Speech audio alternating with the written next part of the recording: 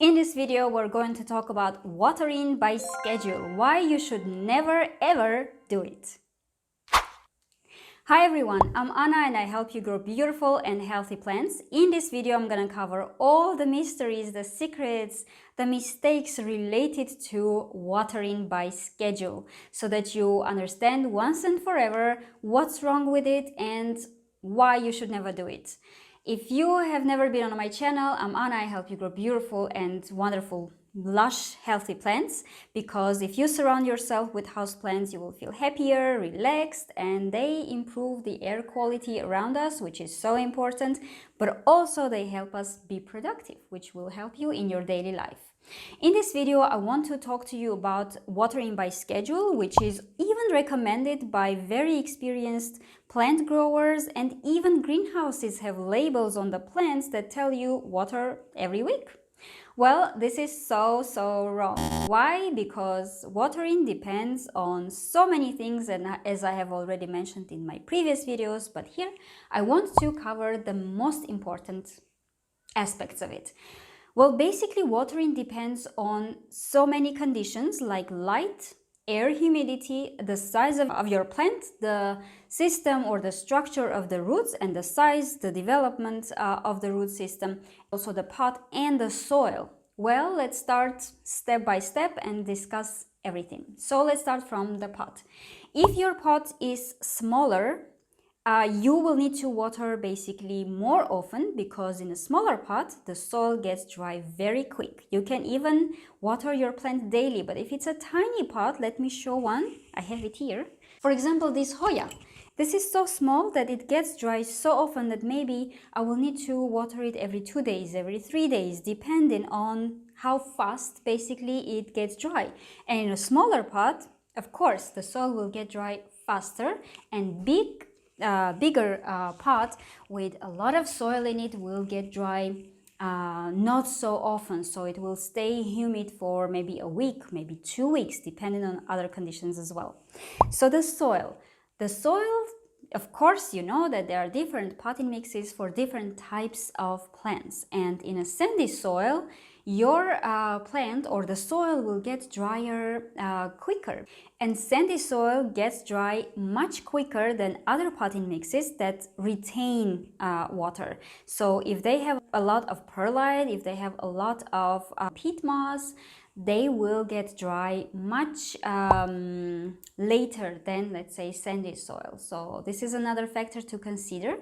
And also the light. So if you have abundant light, bright light, and also very basically warm temperatures, right? Because if you have sunny days, then the temperatures are also higher. In these conditions, again, any type of soil will get dry much faster than, for example, in winter when we don't have that much light, the temperatures are lower, and we have longer periods of time when the soil gets dry. So again, if you water by schedule, the plant still doesn't need watering, but you water it again, which can cause root rot, or just the other way around. If it's a small pot, less amount of soil, and it gets dry so quick, but you wait for 1 week until you will water it, and by that time the plant may struggle, may even get dry, and all the roots will be damaged. That is the main point. Also, watering by schedule is never right, because it also depends on the air humidity. So in the climates, or even in your room, in your flat, in your houses, if the air humidity is very high, again, the soil will get dry not so fast. But if you have very dry air, the soil will get dry quite fast. I will tell you by the end of the video, just in a second, what to do, how to understand when to water it. The next condition that I wanted to talk to you about is the plant size in general, but the most important is the structure of the roots, or the development of the roots. So if you have a plant that has a well-established root system, it can absorb a lot of water, a lot of humidity from the soil, and the soil will get dry quicker. And on the other hand, if you have a plant that has 1-2 roots, or you just potted it up and you know that there are not so many roots yet, it doesn't have that many roots to absorb the water still from the soil, and that's why you need to water a little bit carefully. Now, how to understand when to water them? So the most important thing here is to understand when the soil is dry, and only then dry it for the plants who like to have the soil dry between watering, because there are also plants that like to have the soil that is constantly a little bit moist, not wet, not overwatered, but slightly moist. So there are different plants with different conditions and different requirements. Now you will say, oh my god, that's so complicated. No, it's not. The most important thing to understand here is basically all the things that I mentioned about light, humidity, pot, the size of it, the drainage system, the root system also, but also how to understand when to water, so when the soil is dry.